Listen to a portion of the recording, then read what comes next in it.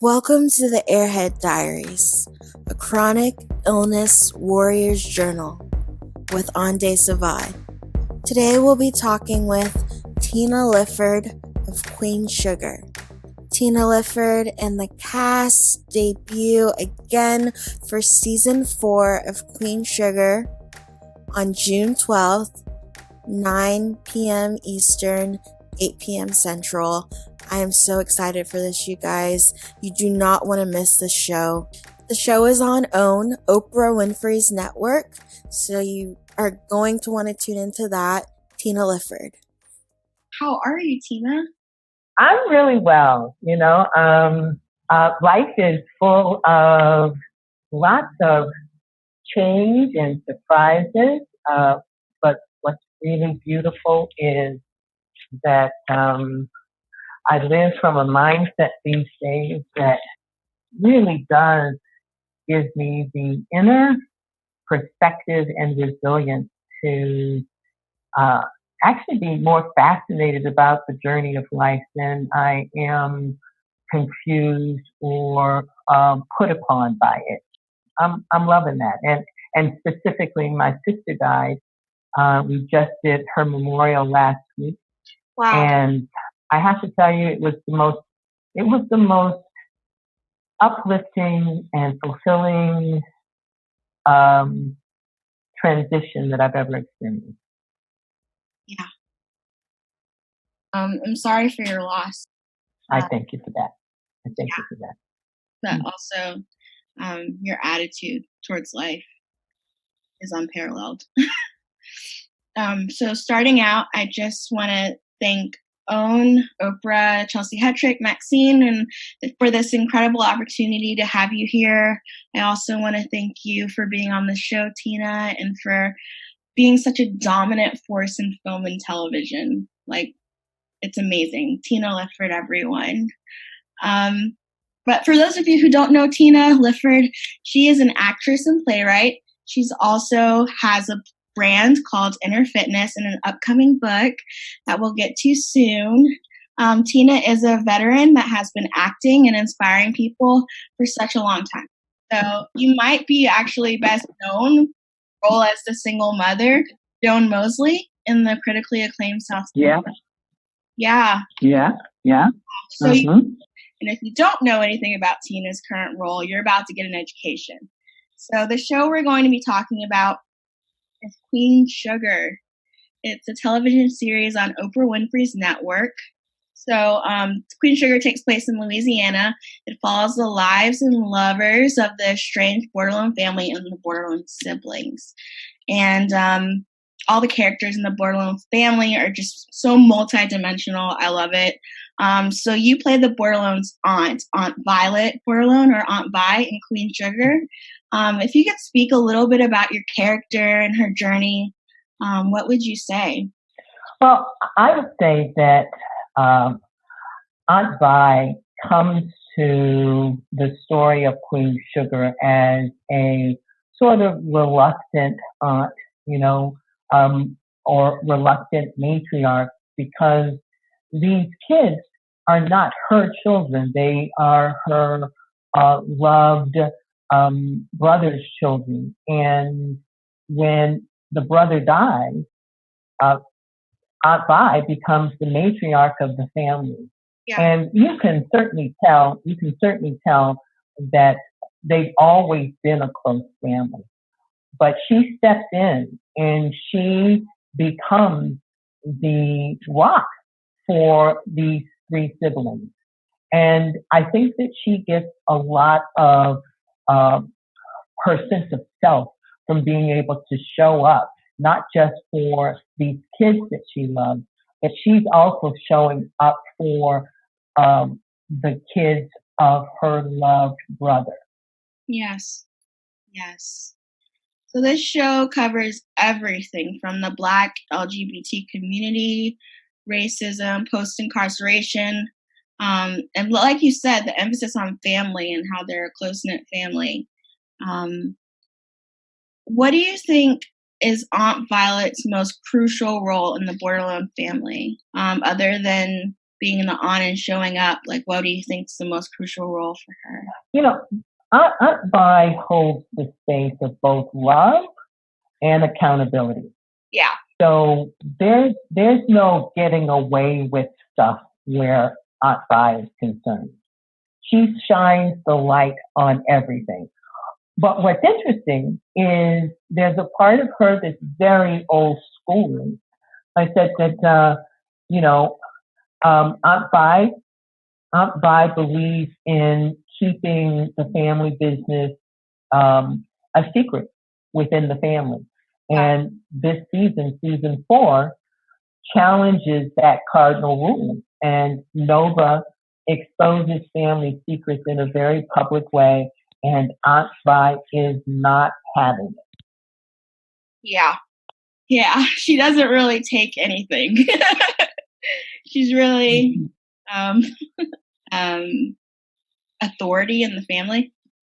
So Aunt Vi has lupus, and it was kind of more revealed in the 3rd season, I think. And lupus can be a debilitating disease. Like, that's pretty much a really huge reason why you're on this show. Like, I always love to interview chronic illness creatives, and I know it's your character that has lupus. But I love to like inspire people, and I think that this particular role would just really inspire people, and I hope that people can really take away something even just from your character. So all autoimmune diseases, I think everybody knows, can be really hard. But I love that there is meticulous research with Ava in the script. Like, every aspect of what life would be like with her. Aunt Vi is an empowered, mature woman that speaks volumes, and she's making it work. Like, she's just making everything work. So that really inspires me. And even if it doesn't inspire other people, it gives me hope that things can be better in my life. So, like, season 3, episode 6, Aunt Vi did not want Nova to write about Aunt Vi's diagnosis of lupus in the book Nova was writing. So we were already talking a little bit about that. And like, I can relate to like wanting to be the strong one without weakness and like hiding hurt. And I think people without chronic illness can relate to that. But personally, I find that it's like really hard to face the stigma of disabilities or like feeling exposed. So like, do you relate to that at all? Well, certainly Aunt Vi feels that it is important for her to just soldier on, because she really doesn't have time to think about what can go wrong. She doesn't have time to be sick. She doesn't have time to share with, in the 3rd season, she wanted to make sure in the beginning of the 3rd season, she was sort of hiding her illness from her potential partner at the High Yellow, or what has become Five Pies. And I understand, that people want to protect themselves from the judgment of others. I certainly understand that. Tina Lifford, I actually work to live my life a bit differently. Yeah. I feel that we all are a work in progress, and all of us, when we embrace the human condition and honor the fact that we have this extraordinary opportunity to be human beings, and we are learning what that means, then, and making a lot of mistakes, in the process, then there really isn't a rational reason to feel shame or to take the journey personally. We're all in this together. We're all living some version of the same life. Yes. And I think what's really important is living life with open hands. It's really hard to like picture a life sometimes outside of the chronic illness community. And then you see it on social media a lot. Like they kind of want to, they're like in this little bubble and they've called things names and their diseases actually become a part of them. And that's one thing I like to fight as well. And I think I could relate to what Aunt Vi said because like, I've been that way. Like even sometimes now, like I can still be that way. But I know that it can just help. And if I share my story, like basically that we're all in this together. So that was really cool. So it's really important. I'm going to say that it is really important that we begin to see ourselves, see the illness or see the challenge as one thing, but it is not who we are. It's right. what we are experiencing. And the fact that it is what we are experiencing, that is the human part. But the fact that it is not who we are, that's the strength of the spirit and the character and our ability to choose to use our inner strength and our character to manage our outer circumstances.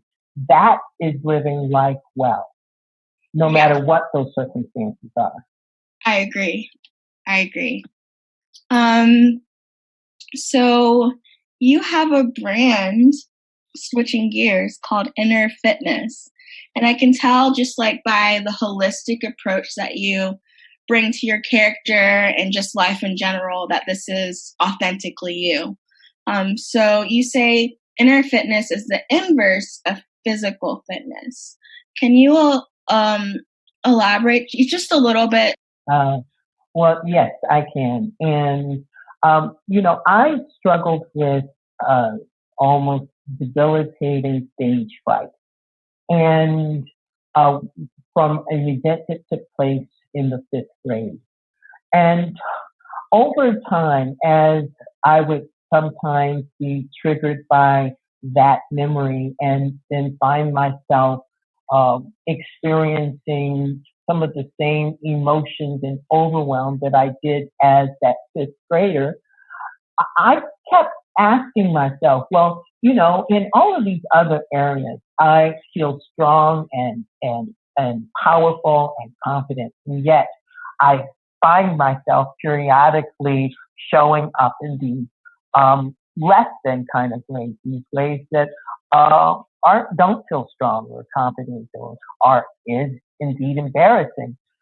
And I discovered that, again, when we acknowledge our circumstances, but we don't collapse our identity onto our circumstances, we actually make room for developing who we are in broader and more powerful ways. And so inner fitness is about developing that inner territory. Yes. Where the hurts, traumas, upsets, and disappointments live. And in a nutshell, for me, inner fitness is literally the inverse, as you said, of physical fitness. We know the importance of physical fitness. We know that it impacts every area of our lives, and it certainly impacts our health. Well, inner fitness is the same way. And it makes no sense to me that we are taught tools for navigating the interior, those hurts, traumas, upsets, disappointments, and fears that every human being experiences. Well, the Inner Fitness Project, through a lot of study and a lot of book reading and all of that, we know that there are lots of strategies, lots of modalities available to us where we can learn to focus our attention in new and empowering ways and interrupt old behavior, old way of thinking, and rewire our brains with that consistent behavior. And that's what the Inner Fitness Project is about. It's about championing the ideas, that we show up for ourselves and our well-being the way we use physical fitness to show up for our wellness and physical being. Wow. It's so amazing that you had stage fright and you ended up being an actress. That's so cool. Well, I'm going to tell you, it has taught me, I firmly believe that there is an intelligence to our lives that that is beyond our ability to comprehend. Right. And those were the perfect circumstances that would allow me to work with myself to grow and expand, because that is really the purpose of every human being, is to grow and expand. The universe is constantly expanding, and we are reflections and offshoots of that energy. And so our purpose is to expand. And it has been quite an illuminating and uplifting journey for me to take the thing that was my greatest challenge and to work with myself to discover the power that lives inside of me. And then through that work, through the exercises that I've learned, through the ways in which I've learned to shift my mindset from what I call a surviving mindset to a thriving mindset, all of these things have allowed me to access the bigger, broader, more capable me. And so I'm now thrilled that fifth grade experience happened, because it was my pathway to an authentic, powerful self. It's really funny. Like, when I was talking to Christelle, she's like, she wrote Only Girl in the World by Rihanna. I don't know if you know that song, but you know Rihanna. And I was just talking to her, and my aunt grooms her dog. And so I was talking to her, and I said, I have this disease called limbic encephalitis. And she was like, no, you don't. You have been diagnosed with this disease called limbic encephalitis. And like, it's really cool because like you had, maybe like we could rephrase that sentence, like you had a condition called stage fright instead of like you have stage fright or you had stage fright. And I think that that's so powerful. Like that was so powerful to me. And just like not defining yourself, like you said, by your whatever has come in your life, whether it be trauma, whatever. And just kind of moving forward, knowing that that the universe has your back. You know, you are my favorite interview I've done so far, probably because you bring the wisdom. You brought the wisdom on this podcast. And I've been searching through all of my interviews with chronic illness creatives, trying to find an answer to a question in my life. One question that I actually thought I was going to ask you because I follow you on Instagram. So I was diagnosed with a rare disease called autoimmune encephalitis, a neurological disease that a lot of people have not heard of. So it has been a long journey of finding what I can do to help my situation, finding good therapy and doctors that will work together, and then the will to connect to God, who I believe is, that's what I call him, letting my spirit mix up all of what I've learned for over a decade. So then deciding my path one day at a time instead of, oh my gosh, you know, my whole life is messed up. So I find that most of the chronically ill guests come on my show looking for answers as well. And they look to me and I look to them, and we're all just kind of doing all these great things, but we're stuck. And I recently just stopped searching for answers on my podcast or really on any site, and just realized that the most important thing that we can do is take the focus off of ourselves and give back in any situation. So I started a foundation of wishes, and it's at a grassroots level, but I want to give free photo shoots to disabled or chronically ill women, physically or emotionally, to show them their beauty. And so I was just like, that's the answer. Like, instead of just like looking to somebody else kind of to solve the problem, if that makes sense. To really just kind of hone in on not really knowing that this is a part of me or a part of other people. And I think I was going to ask you something like, I saw in a YouTube, how do you reset? And it's like, please, Tina Lifford, reset my life. But that's not, no one has the answer for these things. No, but I would like to share, I'd like to share a couple of things. And the first thing I'd like to share is, we don't know how the universe works. We don't know, the intricacy and the level of intelligence that is always in operation. But I do believe that God, the universe, is a responsive medium. And so I think it is important to have a sense of being in relationship with something bigger than yourself and certainly bigger than your circumstances. So I would start there. And then the next thing that I would say is that, again, and I said it earlier, our purpose is to grow and expand. Now, we can bring into our lives all kinds of other pathways for doing that.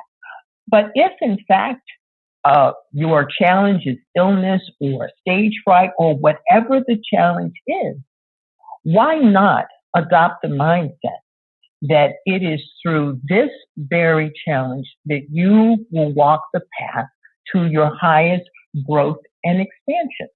Right. And then that makes the circumstances a journey. That makes the circumstances your opportunity to constantly move into a deeper, more expanding sense of yourself.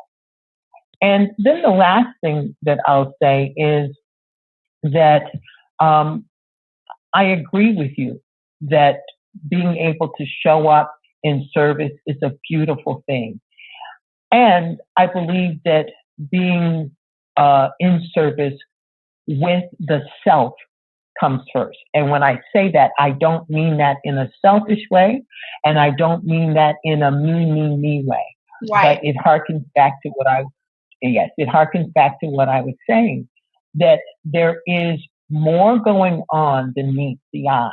And so give the inner self the time and attention that it needs to acknowledge what is going on and then work our way through our independent journeys.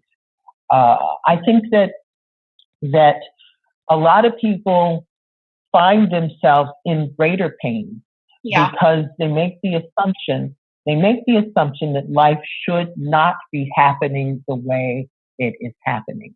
Wow. But nobody ever told us that that's the case. So let's assume that life is happening the way it is happening. I'm not going to say supposed to, but is happening.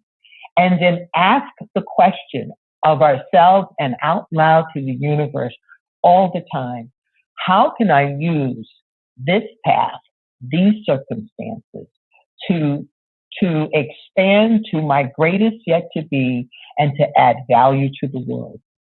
That will keep us busy, and it will keep us expanding, and most importantly, it will keep us being a light and a place of contribution for the world. I couldn't have said it better. That is amazing. So, any other words that you want others to hear? I know I've always said that I've wanted to be a singer my whole life, And it never occurred to me that I would end up taking pictures of the very thing I was afraid of, which was being disabled or being chronically ill. But I love it.